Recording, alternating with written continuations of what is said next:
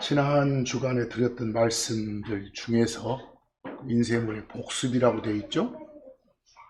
특히 디모데전서 4장 1절 말씀을 보면서 지금 우리가 살고 있는 이 시대를 마지막 때라 일컫는다라는 말씀을 드렸습니다.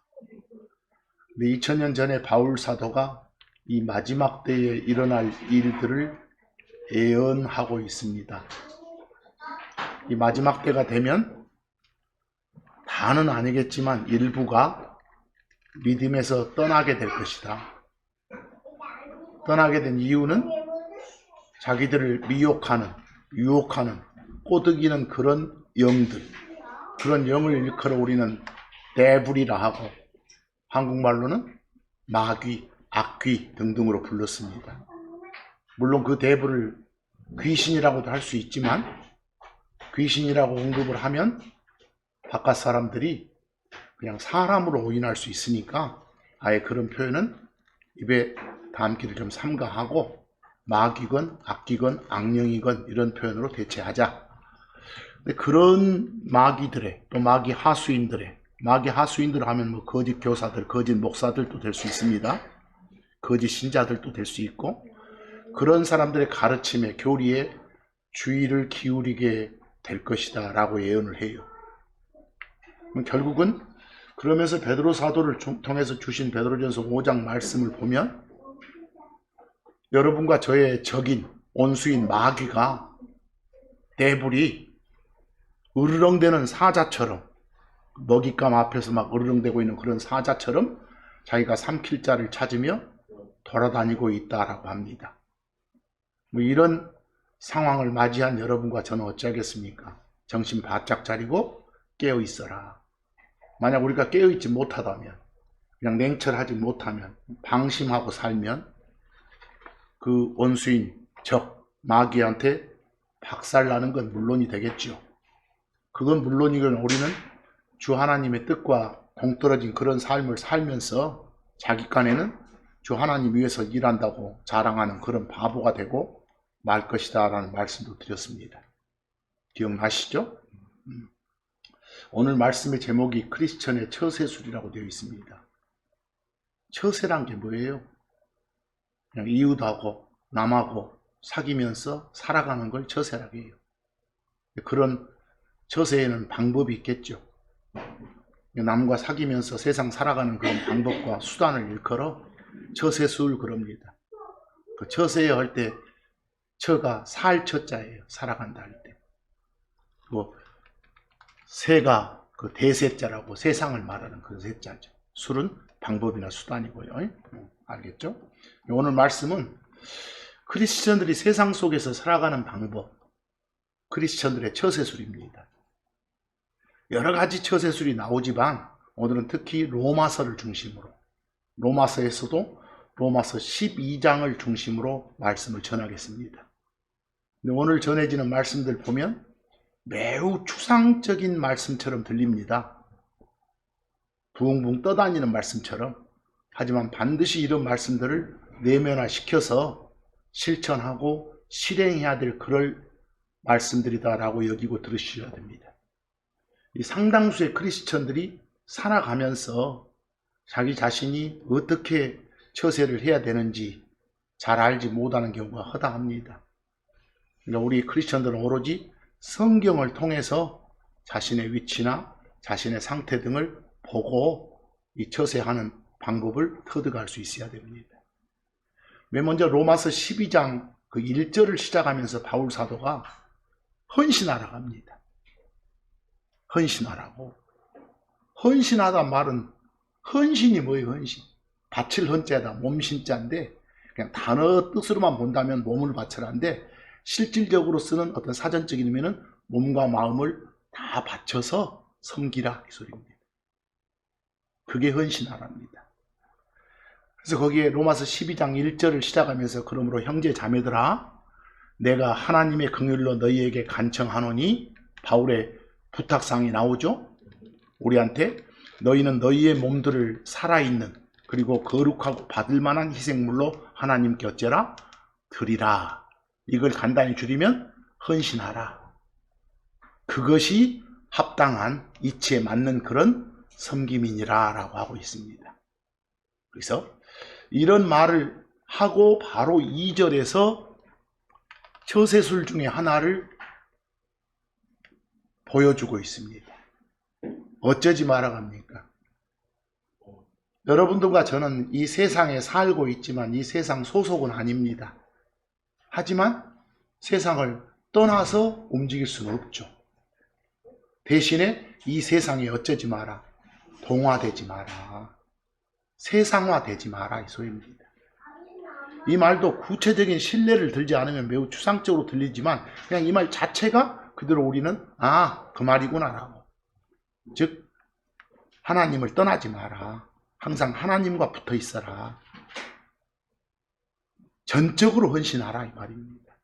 세상에 동화되지 마라. 사람이 그리스도 안에 들어오면 그리스도 안에 들어왔다고 말은 크리스천이 됐다고 말이죠. 크리스천이 됐다고 말은 세인트라 불리는 성도가 됐다고 말이에요. 근데 그리스도 안에 들어오면 자신이 대단한 사람이 아니란 걸 알게 돼요. 뭔가 된 줄 알았던 자신이, 어떤 something man이라고 여겼던 자신이 아무것도 아닌 그런 nothing man이란 걸 알게 되는 거예요. 그리스도 안에 들어오게 되면 또 자기 스스로는 아무것도 할 수 없다는 걸 알게 돼요. 그리스도 안에 들어오게 되면요. 진짜 들어왔다면 또 자기 자신을 미워할 줄 알게 돼. 자신을 부인할 줄 알게 되고 더욱 나가서 자기를 낮출 줄 알게 돼. 겸손할 줄 알게 돼. 왜? 하나님의 말씀인 성경이 우리 자신의 실상을 보게 하니까. 하나님의 말씀을 보고도 자신의 실상을 모르면 안 되니까. 다시 말하면 사람이 그리스도 안에 들어오면, 크리스천이 되면, 이 세인트라 불리는 성도가 되면 성경을 통해서 내 자신이 누군지, 내 자신이 무엇인지를 알게 되고, 그럴 때 비로소 우리는 주 하나님의 은혜를 입고 주 하나님의 능력에 의지해서 살아가는 법을 배울 수 있다 이 말이에요. 특히 우리는 이 세상 속에서 살면서 주 안에서 우리 이웃에 대한, 주변에 대한 처세법을 배워야 돼. 성경이 말한 처세법이 뭔지. 성경을 통해서 나한테 이웃은 어떤 존재이고 또 내가 이웃한테는 어떤 존재인지 성경이 반복해서 가르쳐주고 있거든. 이 성경을 통해서 우리가 하나님과의 바른 관계성을 가져야 될 뿐만 아니라 주변하고의 바른 관계성을 맺어야 되는 거예요. 우리 주변 이웃하고 바른 관계성을 통해서 우리가 하나님과의 관계성이 바르다는 걸 입증할 수 있거든. 그죠? 만약 우리가 살면서 별것 아닌 문제로 우리 주변하고 막 사이가 나빠지고 평판이 나빠지고 그런다면 큰 손해고 손실이고 그것은 하나님의 영광을 더럽히는 것이요. 그래서 우리는 일단 성경이 우리 이웃에 대해서, 주변에 대해서 어떻게 처세하라고 말하는지 쭉 살펴보자는 소리입니다.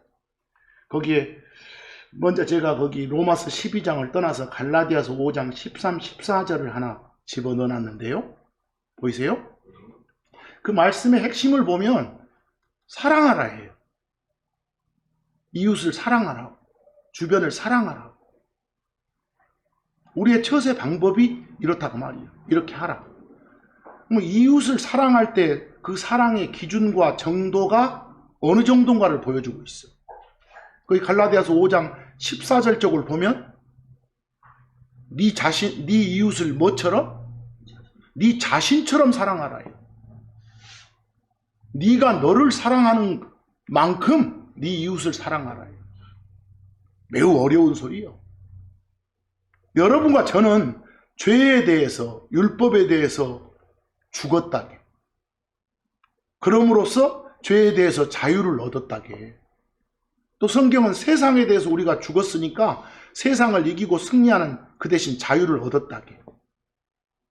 또 아까 말한 마귀의 속박, 그런 속박과 권능에서 자유를 얻었다고도 말하고 우리가 그런 자유를 얻었다게. 여러분과 제가 하나님 안에서 누리고 있는 그 자유를 악을 덮는 도구로 쓰지 말라고도 주의를 주고 있어. 처세 방법 중에 우리가 받은 그런 자유를 오용하지 말라고. 하나님 뜻을 행하도록 하기 위해서 살도록 주신 자유거든. 그래서 갈라디아서 5장 13, 14절 부탁 보세요. 처세 방법. 형제 자매들아, 자유를, 그리스도 안에서 얻은 그런 자유를 육신을 위한 기회로 사용치 마라. 오히려 어쩌라고? 사랑으로 서로를 섬기라. 입으로만 하지 말고 진정한 사랑으로 서로를 섬기라. 근데 어느 정도 사랑하라게요? 14절. 정말 실천하기 어렵다 여겨지는 그런 말씀이잖아요. 너는 네 이웃을 네 자신처럼 사랑할지라. 이 정도의 사랑을 가져야 하나님이 주시는 올바른 처세법이다 이 소리예요. 여기서 뭐 사랑한다는 게 뭐예요? 로마서 13장 10절 보면 사랑은 자기 이웃한테 악을 행하지 아니하느니라 그랬어. 이웃한테 나쁜 짓 안 하는 거, 이게 사랑하는 거예요. 그리고 쭉 가보면 로마서 15장 2절 말씀도 보면 이웃한테 기쁨 주는 그런 삶을 사는 게 사랑하는 거예요. 기쁨 주는 삶을. 이웃의 이익을, 이웃의 유익을, 이웃의 행복을 위해서 사는 것이 사랑하는 거라고. 여기까지만 봐도 오늘 말씀이 매우 추상적인 거 아시겠잖아요. 나 이거 내면화시키시라고요. 많은 사람들이 자기 이익을 위해서, 자기 행복을 위해서, 자기 유익을 위해서 남을, 이웃을 이용해 먹는 게 현실이잖아요. 그러지 말란 소리예요. 그러려면 남이 잘 되는 것을 부러워하거나 시기 질투하거나 남이 잘 되는 것을 별로 기뻐하지 않으면 안 된다는 소리예요. 시기 질투하지 말고 사랑한다고 외치면서도 배 아파하는 거. 잘 되면 이건 사랑하는 것이 아니니까. 그건 하나님이 주신 올바른 처세술이 아니니까. 로마서 15장 2절 보면 우리 각자 모두가 자기 이웃한테 그 이웃의 유익을 위해서, 그 이웃의 그 선을 위해서, 그 이웃의 행복을 위해서, 또 그 이웃의 세움을 위해서 기쁨을 주자 그러잖아요. 결국은 주변에게 기쁨 주는 그런 삶을 여러분과 저는 살아야 한다. 이게 처세법. 여러분, 그리스도 밖에 있는 사람들, 그리스도 안에 있는 사람들도 그런 사례가 있지만 대부분 그리스도 밖에 있는 사람들은 이웃사랑, 그 사람들이 말하는 이웃사랑과 우리 그리스도 안에 있는 사람들의 이웃사랑의 차이가 뭐예요? 사랑, 이웃사랑 하는데 그리스도 밖에 있는 사람들의 이웃사랑은 주 하나님 배제하고 직접적으로 자기들이 이웃한테 나가잖아요. 여러분 주변에 많은 종교단체들이나 그 자선단체들이 사회적 약자나 가난한 자들을 도와준 거 보잖아요. 그럴 때 그들은 하나님 없이 그냥 바로 그들한테 먹을 것, 입을 것 막 약품 가지고 가잖아요. 대부분 그 사람들 마음속에 하나님이 없어요. 많은 그런 단체들은 단지 선을 행하고 자선을 베푸는 그들의 행위가 좋다 여기니까 그러하는 것이에요. 하지만 그리스도 안에 들어와 있는 사람들의 이웃사랑은 방법이 달라야 돼. 결국은 하나님을 기쁘게 하기 위해서 이웃을 도와야 돼. 돕더라도 하나님의 뜻을 행하고 하나님의 영광을 위해서 이웃에게 기쁨 주는 그런 선행을 해야 된다고. 하나님을 위해서. 그래서 고린도전서 13장 4절 한번 봐보세요. 이웃을 사랑한다 하면서 사랑은 시기 질투하지 아니하느니라 그랬잖아요. 사랑한다 하면서 막 시기 질투하고 남 잘 되면 배 아파하고 이건 사랑하는 게 아니거든. 또 사랑한다고 하면서 남은 깔아뭉기고 자신을 높여 지자랑이나 했었고 그런 건 사랑이 아니단 소리예요. 보세요. 진정 올바른 처세법은 내 상대방의 유익을 바라고 행복을 바라고 기도하라는 거예요. 그러면 복이 저절로 넝쿨처럼 굴러 들어오니까. 그래서 또 한 가지 이웃과 더불어 진리를 말하라는 말도 나와. 그래서 쭉 보면요. 이웃과 더불어서 그 에베소서 4장에 가보면 나오는데, 거기서 여러분들 우리가 그 주변하고 이렇게 모여 있을 때 진리를 말해야 되는데 자꾸 세상 돌아가는 이야기를 하고 있고 세상 잡담으로 시간 중일을 일이 해서는 안 된다. 이제 여러분과 저의 생활 방향을 어떻게 잡을 것인가, 오늘 그 말씀이에요. 우리가 그리스도 안에 들어오기 전에 우리를 옛사람 그러죠. 옛사람의 특징은 마음이 극도로 거짓되고 악하다게, 성경은 거기서. 그리고 그런 사람들의 옛사람 마음속에 있는 말은, 마음에 가득한 거짓말이 그냥 밖으로 튀어나오는 거예요. 그러나 우리는 새 사람이 됐으니까 하나님의 성품이 튀어나오는 그런 삶을 살아야 돼.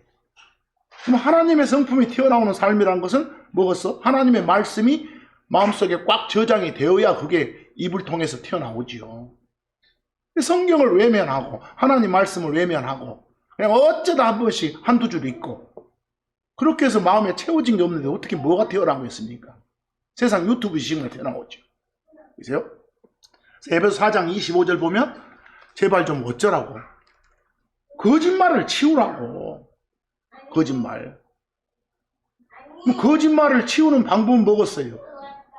진리가 아닌 그런 말을 마음속에 채우지 마라 소리입니다. 성경의 귀를 열고 성경의 눈을 열어라고 말입니다. 그래서 각 사람 모두가 자기 이웃과 함께 뭘 말하라? 진리를 말하라. 진리를. 하나님의 말씀을 논하는 시간을 더 많이 가져라 이 소리예요.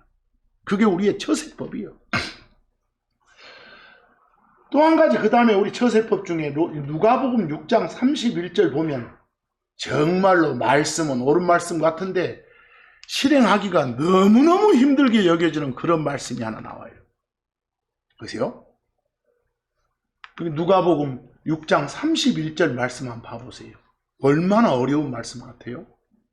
핵심이 뭐예요? 뭔가 이걸 남이 나한테 해줬으면 하는 게 있어. 내가 남한테 받기를 바라는 게 있어. 그 내가 받기를 바라는 대로 네가 남한테도 어쩌라? 해줘라는 식이에요. 이것보다 세상에서 더 훌륭한 처세법은 없어. 이것이 우리는 홀로 사는 자들이 아니거든.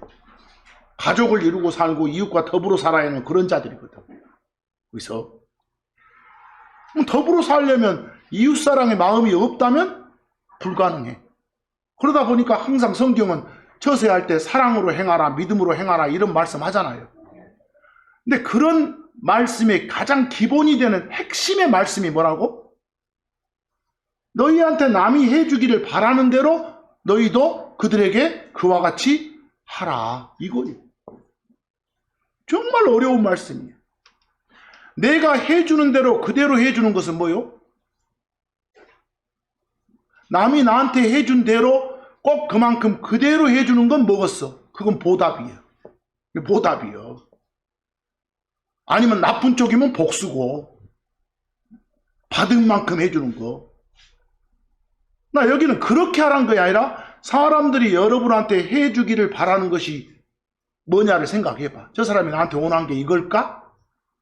그만큼 그 정도로 해주고 남이 나한테 뭔가 해주기를 바라고 너도 행하라고 소리였죠. 그래서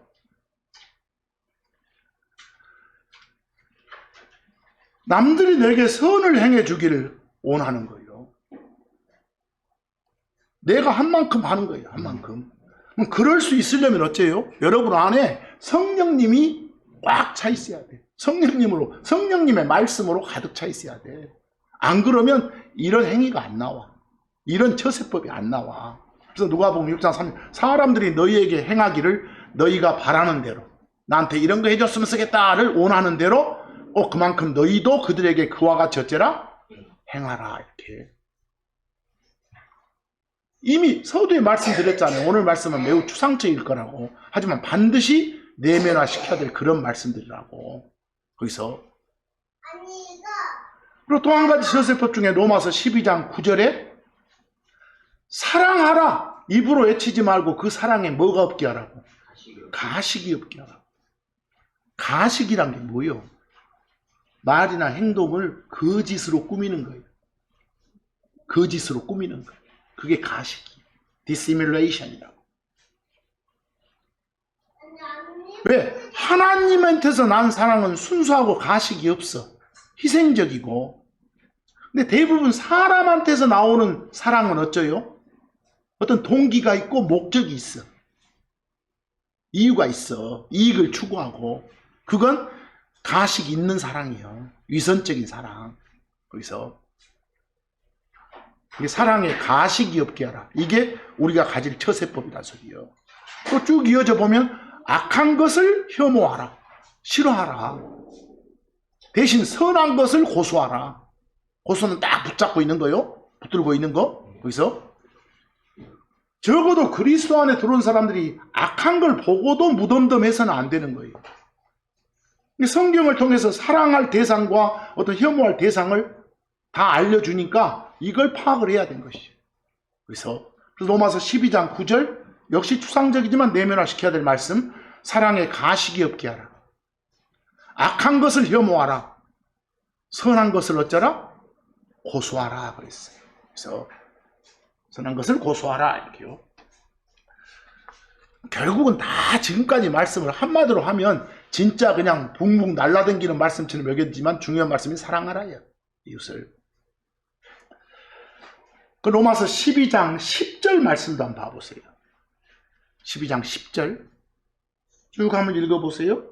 형제로서의 사랑으로 서로 친절하게 애정을 가지라. 존중하는 가운데서 서로를 앞에 두라 그랬어요.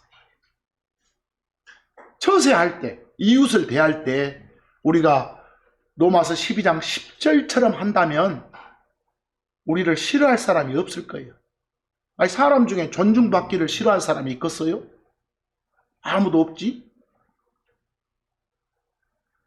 그런데도 자기를 높이는 자들, 남을 앞에 두지 않고 자신을 앞에 두는 그런 교만한 자들은 서로 무시하고 서로 업신여기거든.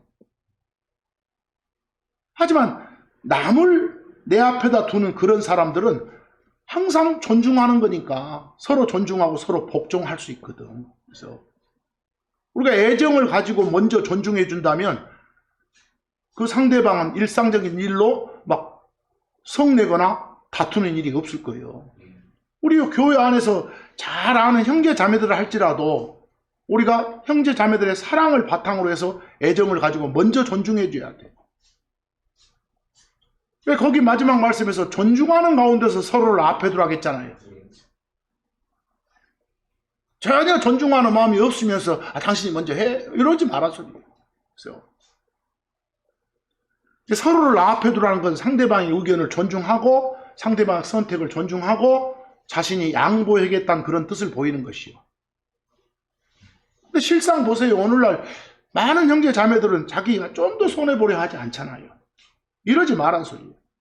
조금만 이익만 봐도 그냥 눈이 번뜩이는 사람들 많잖아요. 그런 분들은 이런 말씀을 기억하셔야 돼요. 그리고 로마서 12장 11절 말씀을 보면 로마서 12장 11절 일에 있어서는 게으름 피우지 말고 영 안에서 열정적으로 주를 섬기라 그랬어. 언제나 자기가 하는 일은 직업적으로 하는 일이라도 하나님 섬기는 일 말고 밖에서 하는 일이라도 일에 있어서는 부지런해야 돼. 교회 일은 부지런히 하면서 집안일은 전혀 돌보지 않거나 그냥 회사 일 대충 해서는 안 된다는 소리예요. 적어도 그리스도 안에 있는 사람들은 직장에서도 부지런함을 보여야 돼. 게으름 피우면 안 돼. 게으르게 일하는 그런 직원을 좋아하는 이는 아무도 없는 거예요.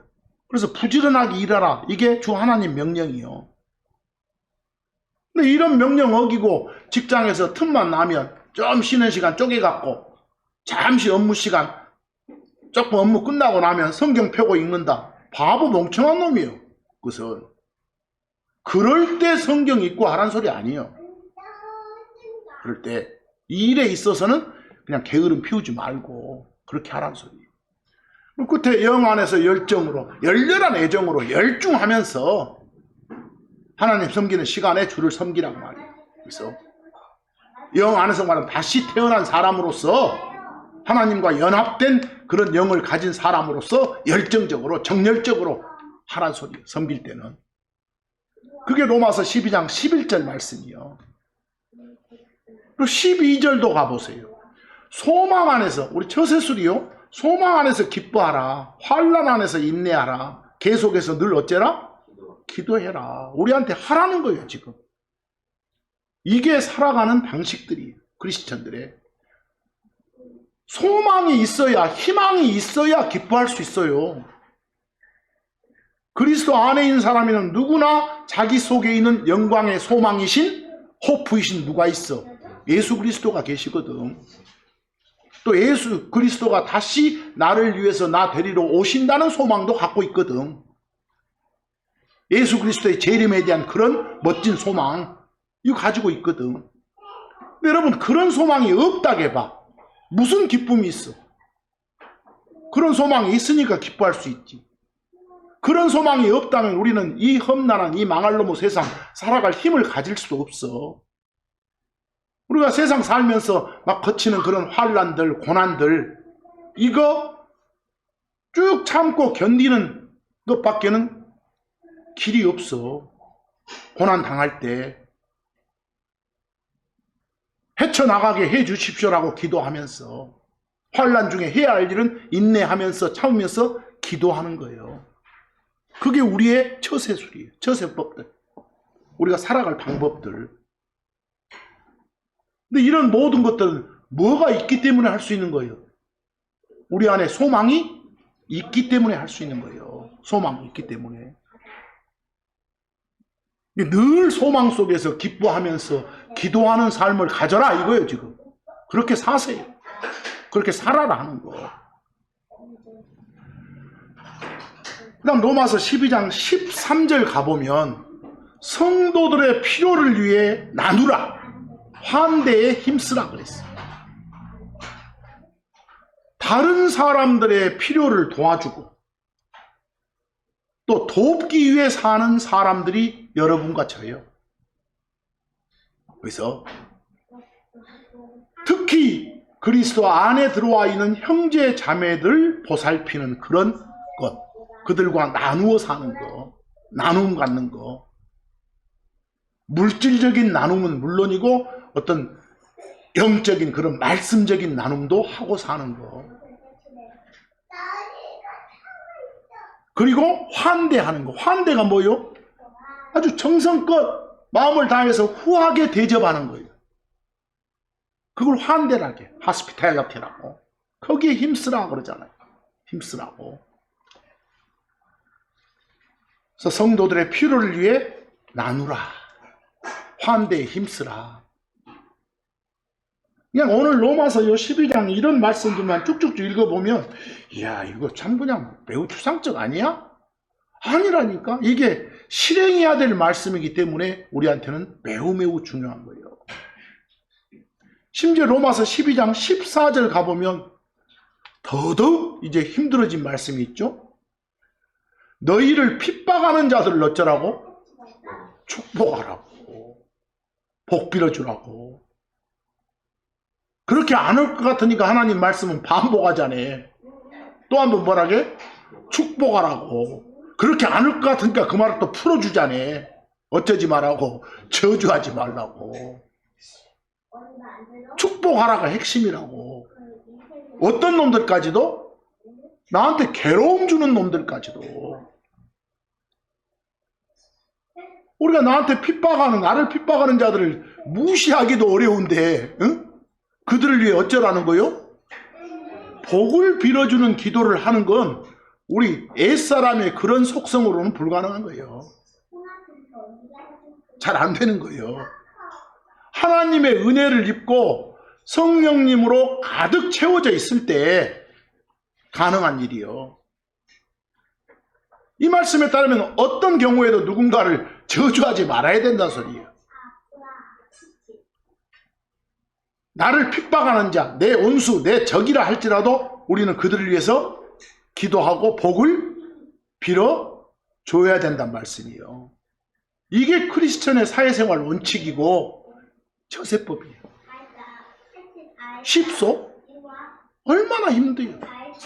내 안에 주의 은혜가, 그리스도의 은혜가, 성령님의 말씀이 가득하지 않으면, 완전 속에 꽉 채우지 않으면 밖으로 안 튀어나와. 이런 것들이. 그 정도로 어려운 말씀들이요. 내가 서두에 말씀드렸죠. 오늘 말씀이 추상적으로 드릴 거라고. 그럼 내면화 시켜야 될 거라고. 그게 내면화 돼가지고 밖으로 실행돼 나올 때까지 여러분들은 하나님 안에 들어있어야 돼. 성령님으로 가득가득 채워나가야 돼. 로마서 12장 15절도 유사한 내용의 말씀이요. 보세요. 뭐라겠어? 참으로 기뻐하는 자들과 함께 기뻐하라. 그리고 우는 자들과 함께 울라. 뭐요? 여러분, 우리 사람이 살아가면서 이 물질 나누는 거, 이 물질 나누는 것보다 더 어려운 일이 뭔지 아요? 감정을 나누는 거예요. 감정. 그게 더 어려운 일이에요. 감정을 공유하는 거. 거기 앞쪽에 기뻐하는 자들과 함께 기뻐하려면 상대방이 뭔 일 좋아가지고 막 기뻐해. 근데 그 사람한테는 뭔가 좋은데 나한테는 뭔가 재정적으로 좀 손해가 왔을 수도 있어. 그래도 이 말씀은 뭐라게? 그 기뻐하는 그 사람과 함께 기뻐해 주라고 하잖아요. 이게 쉽겠냐고. 이게 가능하려면 내 안에 시기 질투하는 마음이 없어야 돼. 거기서 한국 사람들은 이 부분에 유난히 약해. 이 부분에 사촌이 땅 사면 어쩐다고 해. 배가 아프다는 속담이 있잖아요. 한국 사람들은 이상하게도 남이 나보다 잘 되는 걸 결코 용납하지 않는 사례들이 많아. 기뻐하는 자들과 함께 기뻐하라는 건 평소에 상대가 다른 사람이 잘 되기를 기도한 사람들, 또 다른 사람의 유익을 구하고 다른 사람이 세움받기를 구한, 그런 추구한 사람들한테는 당연한 일이거든요. 이것이. 그렇지 못한 사람한테는 매우 힘든 일이요. 그 뒷부분에 우는 자들과 함께 울라, 이건 편해. 어디 가서 누가 막 슬퍼서 울면 같이 울어주는 거, 물론 악어의 눈물일 수도 있지만 여기서. 근데 앞부분이 참 힘든 처세술이요. 여기서. 근데 앞부분이 가능하려면 특히 시기 질투하는 마음이 없어야 돼.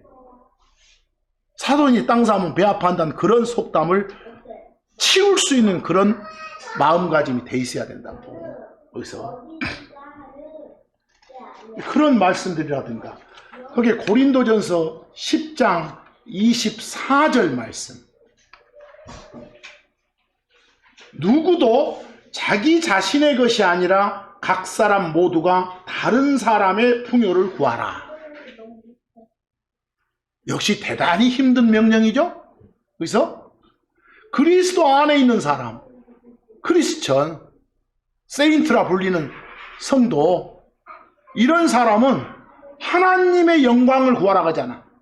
하나님의 의를 구하고 하나님의 왕국을 추구하라고 하잖아요. 거기서 자주 듣는 그런 추구사항이지. 하나님의 영광을 추구하라, 이렇게. 그게 전부가 아니에요. 여기 말씀 보니까 우리는 다른 사람의 뭘 구해야 된다고? 풍요를. 다른 사람 잘 되기를, 다른 사람이 항상 넉넉해지기를, 그걸 추구하라고, 그걸 구해주라고. 근데 사람들은 다 대부분이 자기중심적이잖아요.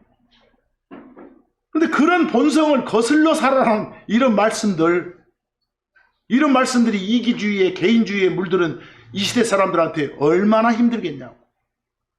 이 말은 정말로 쉽지가 않아. 그래서 우리는 살면서 어쩌요? 저마다 치열한 경쟁사에서 자신을 위해 살도록, 자기의 유익을 추구하도록 그렇게 교육 훈련 받아오잖아요. 잘 돼야 된다고.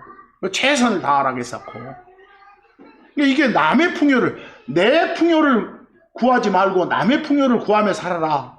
이게 쉽겠냐고. 여기서 황당하게 느껴지는 말씀처럼 보이겠잖아요.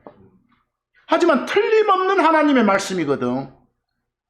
자기의 풍요를 추구하며 살라가 아니라 남의 풍요를 구하며 살라 이렇게. 자기가 삶의 중심으로 내 자신이 삶의 중심이다라고 살아온 처세해온 그런 사람들한테 이 말씀은 충격적이었잖아요. 근데 이 말씀은 내 자신이 해야 할 일, 내 자신의 책무마저도 내팽개치란 말씀 아니에요. 아까 각자 자신의 일을 부지런히 해야 된다고 했으니까. 그래서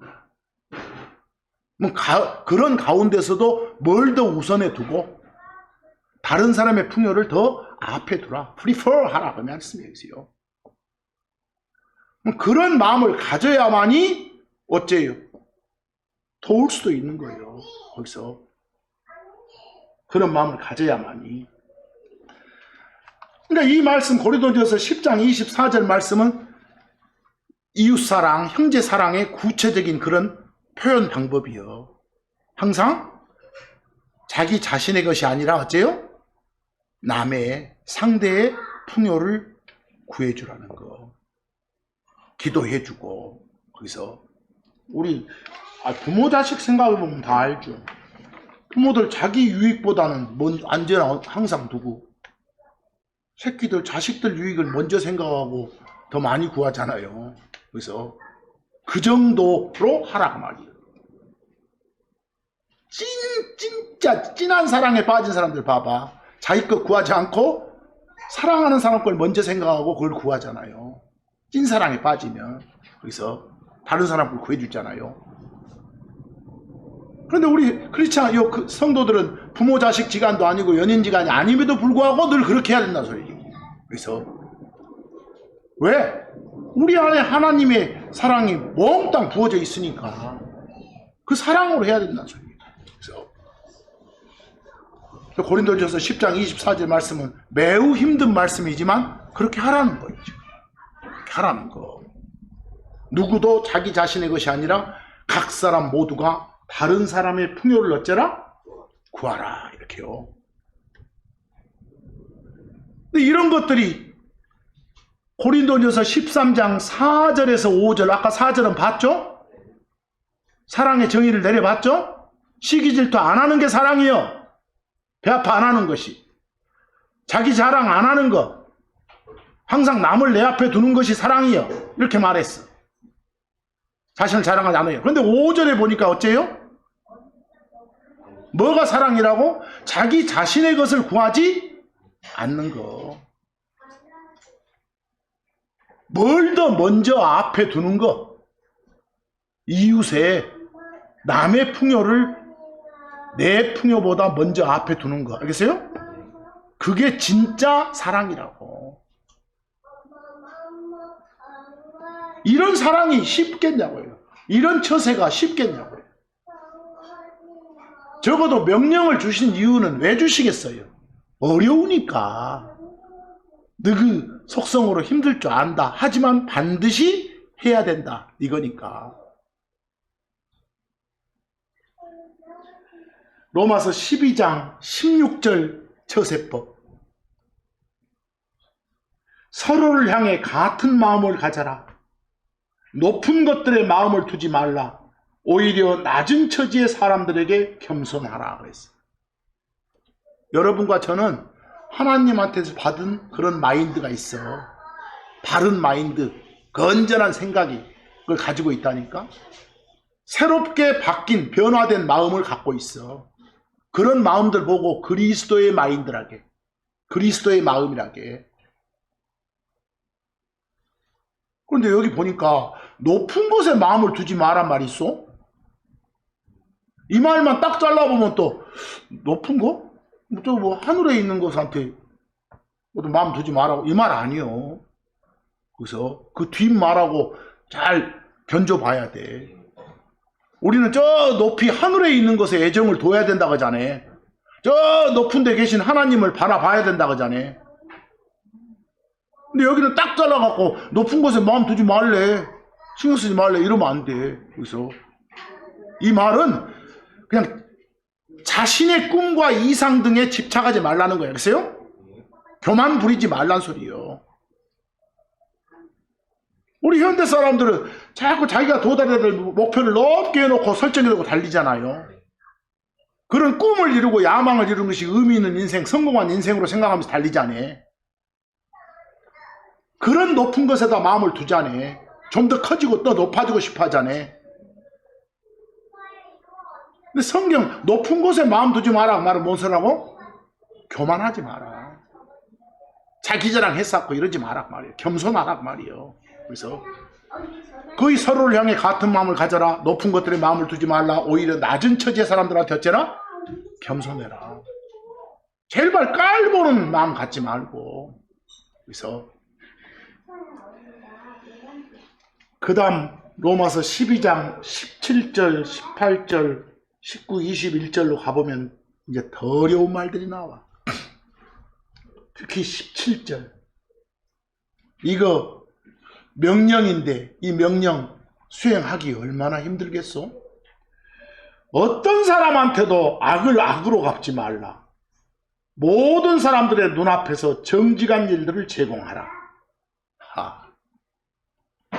그리스도 안에 들어와 있는 사람들의 요 처세의 핵심은 보복 아닌 뭐예요? 용서예요. 용서. 인간관계의 핵심이 뭔지 아요? 크리스천들의 보복이 아닌 용서라니까. 내가 선하게 살다가 고난받아도 막 억울해하거나 오한을 품는 게 아니라 도리어 기뻐하라고 한다고. 역설적으로. 나한테 이해할 수 없는 모순된 일이 터졌을 때도 감사하라고 한다고. 내 이웃이나 내 형제 자매가 나한테 나쁜 짓 하고 험담하고 헛소문 퍼뜨리고 속이고 거짓말하고 이럴 때도 우리는 그대로 대갚아 줘서는 안 된다 소리요. 이 말이 쉽겠소? 대로 받았으니까 말로 갚아줘. 이런 보복 심리는 우리한테 어울리지 않는다는 거예요. 근데 모세 법 아래서는 어떤 말들이 나와요? 눈에는 눈, 이에는 이. 이런 식의 보복 권리가 나오잖아요. 근데 그리스도 안에 있는 사람한테는 그런 거 안 된다고. 여기서 어떤 경우에도 크리스천한테는 개인적인 보복, 개인적인 복수는 용납되지 않아. 오히려 누가 나한테 나쁜 짓 하면 그 나쁜 짓 한 만큼 내가 선한 짓을 그에게 줘. 뭐 그게 쌓이고 쌓여서 그게 원료가 되고 재료가 돼서 그의 나쁜 짓이 없어질 수 있으니까. 악을 악으로 갚는 게 아니라 악을 뭘로? 선으로 되갚는 것이 크리스천들의 행동 원리라고. 처세라고. 그래서 그게 성경적 태도라고.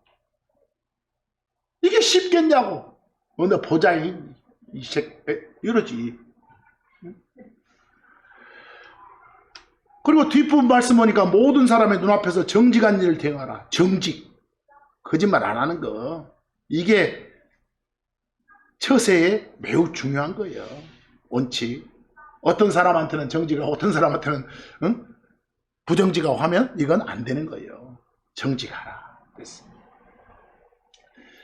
그리고 12장 18절 말씀 보니까 뭐라고도 돼 있어? 모든 사람들과 뭐하게 살라고? 화평하게 살라. 이게 잘 안 돼, 나도. 그래서 한번 우리 시체 말로 빈정 상하면 그냥 영원히 가불어. 징그러. 이게 좋겠어. 그리스도 안에 있는 사람들은 피스메이커예요. 트러블 메이커가 되면 안 돼. 화평하게 지내라. 우리 처세술이네. 이게 참 불가능한 경우들이, 불가능하게 보이는 경우들이 많네. 그럴 때는 원수처럼 지내는 게 아니라 그를 위해 뭐 해야 된다고? 기도해 줘야 돼. 기도해야 돼. 또 그게 잘 안 되면 내 마음이 넓어질 수 있도록 기도해야 된다니까. 내 마음이 기쁨으로 견딜 수 있도록 기도해야 된다니까. 이런 게 잘 안 되면. 그러려면 여러분과 제 마음속에 하나님이 주신 평안함이 있어야 돼. 화평이 있어야 돼. 근데 하나님 멀리하고 성경 멀리하면 그런 화평이, 평안함이 마음속에 들어와 있겠냐고. 그래서 전부 세상 공식으로 따가지. 마지막으로 19, 21절 보면, 야, 거기도 너희 스스로 보복, 지가 아니라 치요. 너희 스스로 보복치 말라. 오히려 진노에 맡기라. 진노는 하나님의 진노이, 하나님의 심판이, 하나님의 처분, 이런 뜻이야. 요즘에 세상에서는 경노란 말이 많이 나오더만. 진노나 경노는 같소. 너희 스스로 보복치 말라. 오히려 진노에 맡기라. 하나님 말씀이 뭐가 있었으니까? 이는 보복은 내 것이니 내가 갚으리라 주가 말하노라고 기록되어 있기 때문이라고 했어. 이렇게 하나님이 말씀하셨거든. 그래서 20절, 그러므로 네 온수가 줄이거든 그를 먹이라. 아니, 온수가 내 적이 배고파하면 먹을 것 주란 소리네. 그가 목말라 하면 마실 것 주란 소리네. 이는 왜냐하면 그렇게 할 때 네가 그의 머리에 숯불들을 쌓을 것이기 때문이라 그랬어. 뭔 말인지 모르겠어. 이 부분이 뭔 말인지 모를 것 같은데 21절이 설명해 주고 있어. 여러분들, 요 막 불 붙어 있는 숯이 있다고 해봐. 불 붙어 있는 숯. 여러분 보세요. 요 숯불, 불 붙어 있는 숯이 뭔가 속에 있는 음식을 맛있게 막 뻗신 걸 녹여가지고 요리해서 맛있게 만들 수 있어. 그런 숯불이라면 하는 일이 긍정적이요. 이해하겠어? 또 어떤 숯불로 해갖고 못된 거 다 없애고 태워볼 수 있잖아. 그런 숯불이라면 어떤 심판 쪽에 해당되는 그런 숯불이 될 수 있어.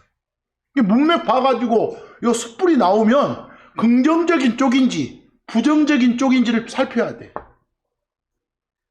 여기 숯불은 어떤 것 같아? 아니, 거기 보세요.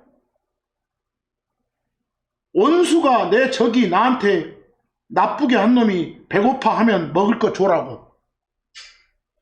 복수하지 말고, 네 스스로 보복하지 말고, 목말라 하면 마실 걸 주라고. 악을 무엇으로 갚으라고? 선으로 갚으라고. 알겠어? 원수니까 악한 놈이요.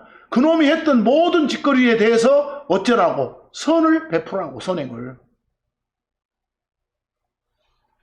왜냐하면 이는 그렇게 할 때, 그 선행을 베풀 때 네가 그의 머리에 무엇을? 숯불들을. 여기 숯불들은 선행들이요. 알았어요? 악에 대처하는 선들이다니까? 왜? 그 다음 21절에 뭐라 하니까 풀어서. 그게 악에 정복당하지 않는 행위거든. 오히려 무엇으로? 선으로 악을 정복하는 행위가 될 수 있으니까. 이해되세요? 바로 여기 숯불들은 긍정적인 의미라고. 선에 해당되는 것들이라고. 악을 없앨 수 있는 그런 재료로서의 선들이라고. 그래서 근데 우리 실상은 어째요? 자기 자신이 원수를 갚아야 분이 풀리고 응어리가 사라질 것 같잖아요. 근데 사실은 그런 행위들은 아무런 만족도 기쁨도 주지 않아요. 실제로 그런 보복은 보복을 낳을 뿐이거든. 그래서 이 말씀에 따르면 원수 갚는 일은 누구한테? 하나님한테 맡기고, 우리는 내 원수들한테도, 내 적들한테도, 나한테 못되게 군 놈들한테도 선으로 갚아줘야 된다. 이 소리. 선을 행해야 된다. 배고파한 놈한테 먹을 것 주고, 물 없는 놈한테 물 주고. 이게 그리스도인들의 삶의 방식, 처세 방식. 쉽겠습니까? 어려우니까 말씀한 겁니다. 그래서 사이좋은 이웃뿐만 아니라 원수한테도 이렇게 하는 것은 하나님이 우리한테 보여준 사랑 때문이에요. 그래서 하나님의 사랑이 부어져 있으니까 이런 일을 할 수 있는 거예요. 우리가 우리한테 나쁜 짓 하는 놈들한테 선을 행한다면 그건 그 사람 머리에 뭘 쌓아주는 거? 숯불을 쌓아 올려주는 거. 그렇게 함으로써 그 사람의 악을 태워 없애버릴 수 있도록. 그 사람이 악을 태워 없애버린다. 이때는 어떤 심판 쪽에 해당되지만, 그렇게 함으로써 내가 선행을 함으로써 악이 상쇄되도록 한다. 이럴 때는 긍정적인 의미로. 그래서 악을 악으로 갚는 건 악한테 지는 거예요. 그래서 어둠을 물리치는 게 빛이잖아요. 어둠을 물리치는 게 빛이요. 그럼 악을 물리치는 건 뭐겠어? 선이지. 그래서 악을 악으로 물리칠 수는 없어. 그건 잠시 물리친 것 같아도 또 다른 큰 악이 생기니까. 또 보복이 나오니까. 하나님한테 맡기지 않고 스스로 해결하려고 하는 건 악한테 지는 거예요. 그래서 원수를 사랑하고 원수를 선대하는 것이 선으로 뭐를 이기는 거? 악을 이기는 거예요. 그래서 참 힘든 말씀이에요.